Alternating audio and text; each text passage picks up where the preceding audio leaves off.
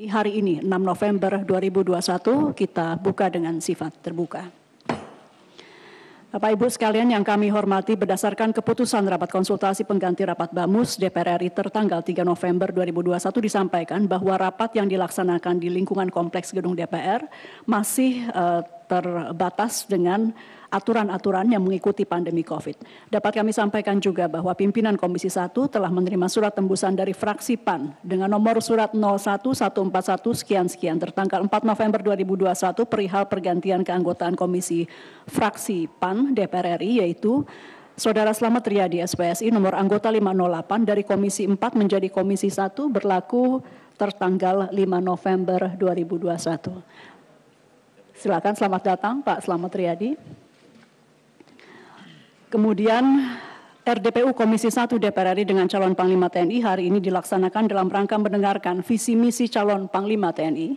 Hasil RDPU akan menjadi dasar bagi Komisi 1 untuk kemudian memberikan persetujuan terhadap calon Panglima TNI sebagaimana amanah pasal 17 ayat 1 Undang-Undang 3 2002 tentang Pertahanan Negara jungto pasal 13 ayat 2 Undang-Undang nomor 34 tahun 2004 tentang Tentara Nasional Indonesia.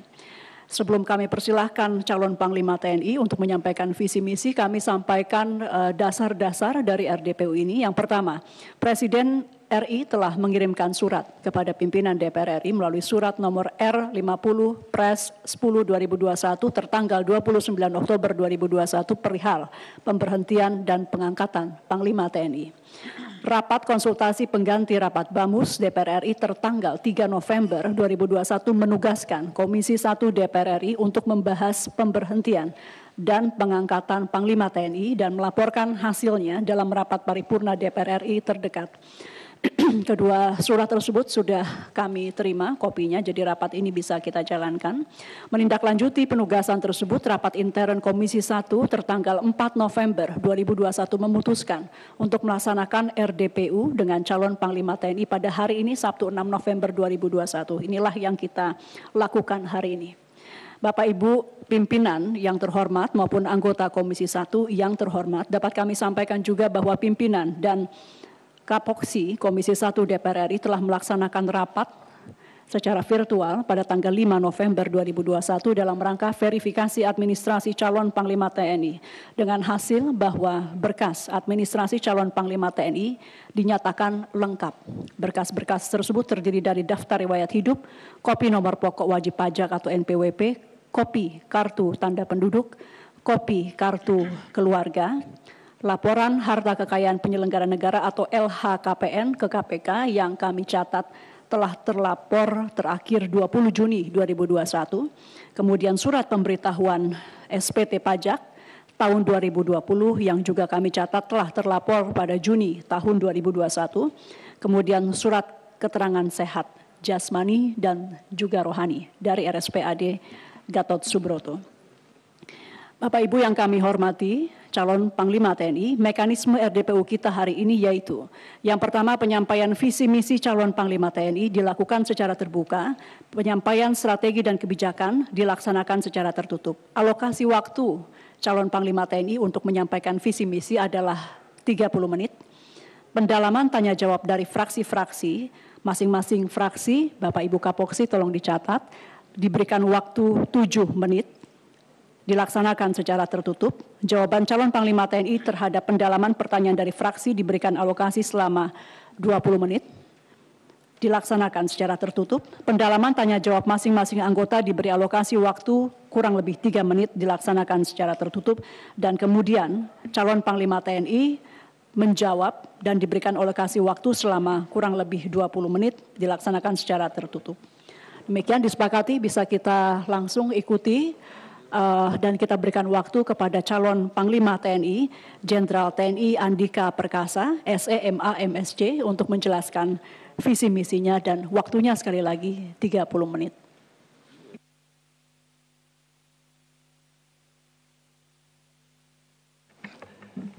Assalamualaikum warahmatullahi wabarakatuh. Selamat pagi, salam sejahtera. Yang terhormat Ibu Ketua Komisi 1 DPR RI, para Wakil Ketua Komisi 1 DPR RI, Ibu-ibu dan Bapak-Bapak anggota Komisi 1 DPR RI. Pertama-tama saya mohon maaf karena hari Sabtu, harusnya hari libur, Bapak-Bapak Ibu-ibu harus bekerja. Jadi permohonan maaf saya yang sebesar-besarnya. Sesuai dengan perintah dari Komisi 1, saya akan menjelaskan dan mungkin paling lama 5 menit Ibu. Karena ya memang ini yang saya siapkan. Jadi kalau berangkat dari vision statement Ibu, saya memilih TNI adalah kita. Memang sangat singkat sekali, tetapi justru di sini saya ingin masyarakat Indonesia, masyarakat internasional untuk melihat TNI ini sebagai kita atau bagian dari mereka. Ini sebetulnya menunjukkan bahwa kami tidak terlalu, saya tidak ingin orang melihat kita berharap terlalu tinggi. Karena apa ya? Karena kita dengan segala keterbatasan, dengan kelebihan, keanekaragaman semuanya. Ya inilah kita. Kita bisa saja ingin profesional, ingin lebih banyak lagi, tetapi itu kan proses yang terus kami bangun. Tetapi juga saya ingin masyarakat kita sesuai dengan pelajaran yang saya jalani waktu itu Bu, public policy dan public administration. Saya ingin masyarakat kita melihat TNI ini sebagai organisasi yang apa adanya, dengan segala kekurangan dan perbaikan yang memang harus kami jalani.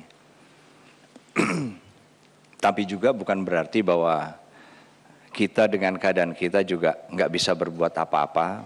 Tetap banyak yang bisa kita lakukan karena memang sebagai orang yang punya keterbatasan pun juga kita pasti punya cara yang berbeda dalam misalnya mengejar apa yang harus kita selesaikan, pasti bisa. Itu adalah vision statement saya Ibu dan Bapak-Bapak sekalian. Kemudian kalau mission statement, saya tidak ingin keluar dari Undang-Undang Nomor 34 tentang TNI, yang secara umum ya ada 3, menegakkan kedaulatan negara, kemudian mempertahankan keutuhan wilayah KRI berdasarkan Pancasila UUD 45 dan melindungi segenap bangsa dan seluruh tumpah darah. Berikutnya. Tapi memang kami punya fokus, Ibu Bapak sekalian, dari sebetulnya 15 tugas, yaitu 1 OMP atau operasi militer untuk perang dan operasi militer selain perang. Kami ada beberapa fokus. Yang pertama dan yang terpenting bagi saya adalah bagaimana kita itu melaksanakan tugas-tugas TNI ini dengan lebih mengembalikan kepada peraturan perundangan yang ada. Tugas-tugas yang kami laksanakan selama ini sudah diatur dalam undang-undang, tetapi memang detailnya, implementasinya yang saya melihat masih banyak kelemahan-kelemahan. Dan itu yang menjadi prioritas pertama saya. Bagaimana mengembalikan tugas-tugas yang kita lakukan ini dengan benar-benar berpegang kepada peraturan perundangan. Jangan kelebihan, dan harapan saya juga tidak akan mengambil sektornya kementerian atau lembaga lain. Kemudian yang kedua, dan ini kan sudah memang diatur dan sudah keluar peraturan Kementerian Pertahanannya pun, bahwa memang operasi pengamanan perbatasan ini juga sesuatu yang harus menjadi fokus dalam hal peningkatan.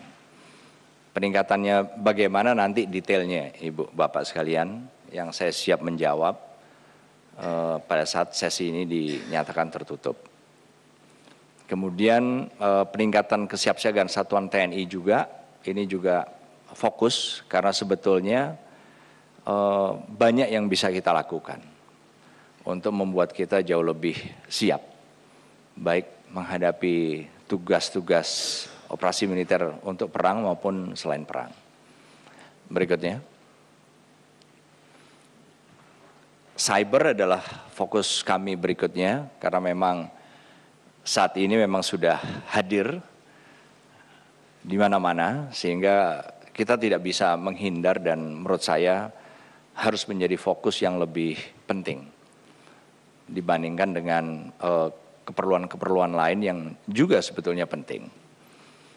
Kemudian untuk intelijen, khususnya di daerah-daerah yang saat ini ada gangguan-gangguan keamanan maupun konflik, apakah horizontal, apakah vertikal, itu juga satu hal yang menurut kami atau menurut saya perlu mendapatkan prioritas atau fokus pada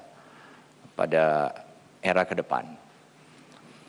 Nah, kemudian berikutnya, interoperabilitas di antara angkatan darat, laut, dan udara pun memang harus terus-menerus dan semakin sering kita satukan atau kita lakukan sehingga semakin tahu kita kelemahan, kekurangan kita, dan bagaimana di dalam kondisi yang masih belum terpenuhi ini kita bisa melakukan operasi bersama dengan 3 angkatan karena memang itu juga satu kebutuhan yang nggak bisa dihindari saat ini. Berikutnya. Kemudian penguatan integrasi, penataan organisasi pun menurut saya masih banyak ruang untuk perbaikan. Di sana-sini saya melihat adanya kekurangan-kekurangan yang pasti bisa kita perbaiki untuk membuat teamwork atau kerjasama tim ini menjadi lebih bagus. Dan yang terakhir, diplomasi militer yang sesuai dengan kebijakan politik luar negeri kita pun juga semakin penting. Saya melihat ini juga satu hal yang memang harus lebih menjadi perhatian saya apabila suatu saat dipercayakan menjadi Panglima TNI. Jadi Ibu Ketua dan seluruh anggota Komisi 1 DPR RI, demikianlah sebetulnya apa yang bisa saya paparkan dan saya siap untuk menerima pertanyaan maupun pendalaman tentang apa yang saya anggap cukup penting ini dengan sesi tertutup, Ibu, apabila dimungkinkan. Terima kasih.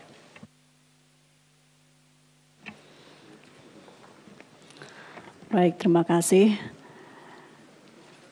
Demikian visi, misi, dan 8 fokus implementasi calon Panglima TNI yang telah disampaikan oleh calon Panglima TNI Bapak Jenderal Andika Perkasa. Untuk dipahami Bapak calon Panglima bahwa beberapa bulan terakhir pimpinan maupun anggota Komisi 1 itu hampir setiap hari dihubungi oleh wartawan untuk menanyakan siapa calon Panglima dan apa fokus dan PR-PR-nya. Mudah-mudahan tadi paparan Bapak menjawab sehingga mulai esok kami bisa agak sedikit lebih tenang, tidak terlalu terganggu lagi dari pertanyaan-pertanyaan wartawan karena tadi sudah terbuka. Ya, jadi itu ini calonnya dan tadi visi misinya sudah disampaikan berikut 8 fokus implementasi. Dengan demikian